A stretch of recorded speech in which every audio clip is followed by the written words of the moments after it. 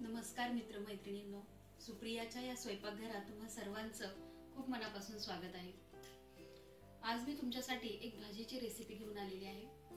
आपण पाहतो की मूग हे आपल्यासाठी खूप पौष्टिक असतात आणि ते पचायला देखील हलके असतात। या मुगापासून आपण मुगाचे डोसे बनवतो, मुगाची उसळ बनवतो किंवा मूग डाळीचे आपण वरण देखील बनवतो।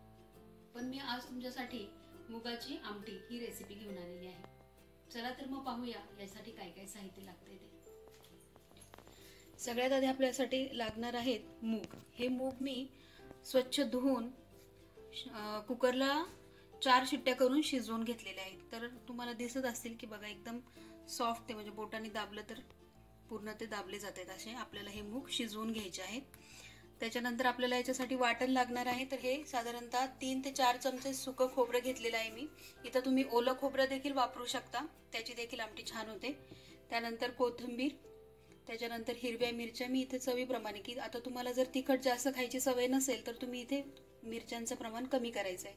आणि मी 4 लसणाच्या पाकळ्या अशा छोटे छोटे कट करून घेतलेत, की जेणेकरून वाटण करताना मिरची आणि लसूण हा अख्खा राहत नाही, त्याच्यामुळे व्यवस्थित वाटला जातो। आणि फोडणीला आपल्याला कढीपत्ता लागणार आहे। त्यानंतर त्याच्यामध्ये आपल्याला शेंगदाण्याचा कूट देखील वापरायचा आहे थोडासा, त्याच्यामुळे आमटीला घट्टपणा येतो। चवीप्रमाणे मीठ, जिरं, हळद, फोडणीसाठी तेल आणि हिंग। आणि आधी आपण आता हे वाटण घेऊया। त्याच्यासाठी आपल्याला फक्त कढीपत्ता सोडून खोबरं, कोथिंबीर, हिरवी मिरची आणि लसूण याची पेस्ट करून घ्यायची आहे बारीक। आणि त्याच्यातच आपल्याला 1 चमचा जिरं देखील घालायचं आहे।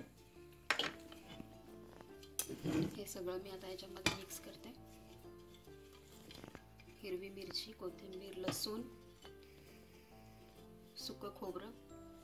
आता माझ्याकडे ओलं खोबरं नाहीये, नाहीतर ओलं खोबऱ्याची आणखीन छान होते ही आमटी।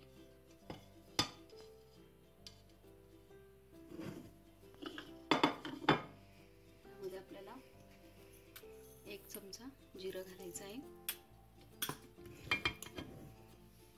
हे मी आता बारीक वाटून घेते। आणि याच्यामध्ये आपल्याला पाणी देखील थोडंसं वापरायचं आहे, की जेणेकरून आपली पेस्ट ही बारीक होईल।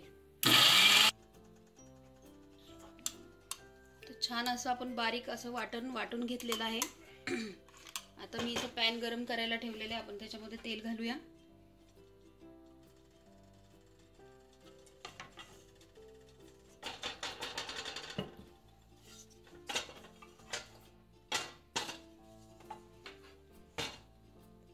तेल गरम झालं की आपल्याला त्याच्यामध्ये हिंग घालायचं आहे। साधारणतः अर्धा चमचा हिंग घातले मी, छोटा अर्धा चमचा। त्यानंतर आपल्याला थोडीशी हळद घालायची आहे तेलातच। आणि आता आपल्याला हे वाटण त्याच्यामध्ये घालायचं आहे।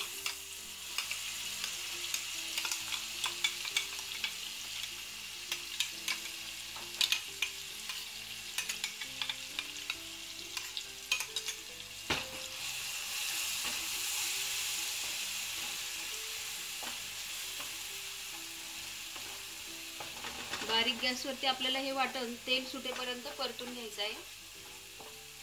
ह्यात हिरवी मिरची आहे, त्यामुळे बारीक गॅसवरच आपल्याला वाटण परतून घ्यायचं आहे। जर मोठा गॅस ठेवला तुम्ही तर ते वाटण जळू शकतं आणि मिरचीचा ठसका देखील येऊ शकतो। आणि वाटण वाटताना आपल्याला थोडंसं मीठ पण घालायचं त्याच्यात।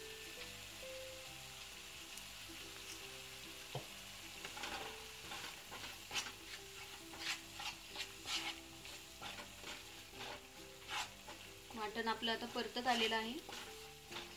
खूप छान वास सुटला या वाटणाचा। मुगाची भाजी किंवा मुगाची आमटी असं दोन्ही आपण याला म्हणू शकतो। आणि ही भाजी करण्यासाठी आपण म्हणजे लाल मिरचीची देखील ही भाजी खूप छान होते आणि हिरव्या मिरचीची, म्हणजे दोन्हीची चव आपल्याला वेगळी लागते।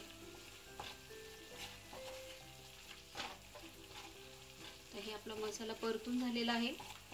याच्यातच आपल्याला हा शेंगदाण्याचा कूट देखील घालायचा आहे। आधी मी कढीपत्ता घालते।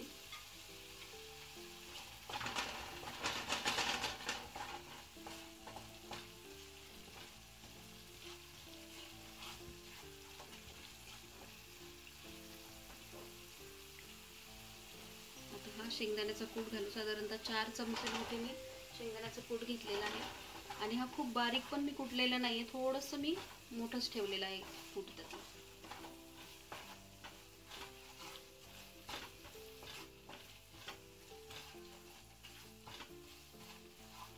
आता हे वाटण आपलं छान परतून झालेलं आहे. आपण आता याच्यामध्ये मूग घालूया.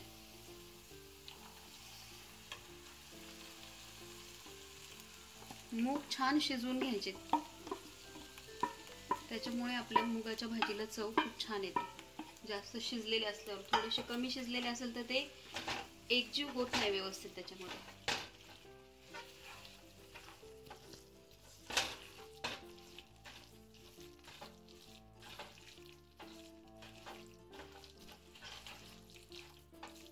आता मी गॅस थोडासा वाढवते आणि याच्यामध्ये आपल्याला आता पाणी घालायचं आहे. तुम्हाला कशी भाजी हवी आहे, जर तुम्हाला घट्ट ठेवायची की पातळ करायची त्यानुसार तुम्ही त्याच्यामध्ये पाणी घालायचं आहे.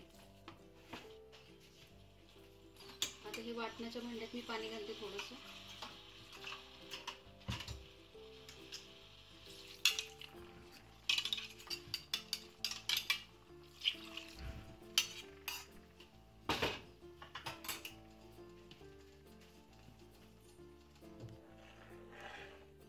यामध्ये मी पाणी घातलेलं आहे आणि आता आपण चवीप्रमाणे मीठ घालणार आहोत. याच्यामध्ये चवीप्रमाणे मीठ घालायचं आहे.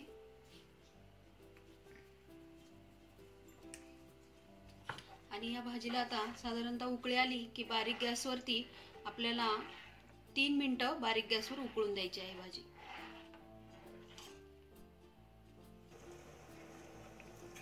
साधारणतः 3 ते 4 मिनिट मी ही भाजी बारीक गॅसवरती उकळून दिलेली आहे.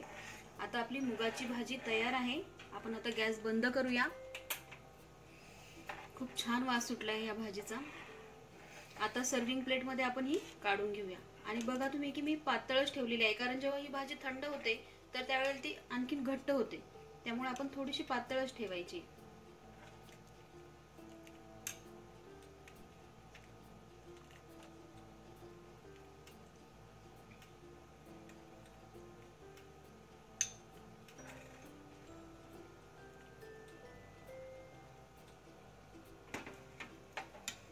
आणि या मुगाच्या भाजीमध्ये आपण हिरव्या मिरचीचा वापर केलेला आहे, त्यामुळे याच्यामध्ये आपण जेव्हा भाजी ही वाढतो त्यावेळेला आपण त्याच्यामध्ये थोडंसं साजूक तूप घालायचं आहे. हे ऑप्शनल आहे, तुम्हाला आवडत असेल तर घाला, पण खरंच हे टाकून जेव्हा तुम्ही भाजी खाताही तर ती खूपच त्याची टेस्ट आणखीनच वाढते.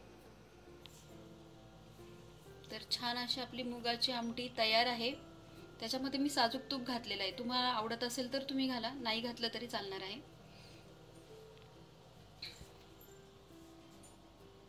तर छान अशी चविष्ट आणि पौष्टिक अशी आपली मुगाची भाजी तयार आहे. तुम्ही ही नक्की करून पहा. आणि गरम गरम आपण ही चपाती बरोबर खाऊ शकतो, भाकरी बरोबर खाऊ शकतो, भाताबरोबर तर ही खूपच छान लागते. आणि आपण ब्रेड बरोबर देखील ही भाजी खाऊ शकतो, त्याच्याबरोबर देखील ही खूप छान लागते. तर ही रेसिपी तुम्ही नक्की करून पहा, तुम्हाला आवडली असेल तर. आणि माझी रेसिपी तुम्हाला कशी वाटली हे मला सांगायला विसरू नका. माझ्या कलेला जो तुम्ही प्रतिसाद देत आहात त्याबद्दल तुमचे मनापासून धन्यवाद.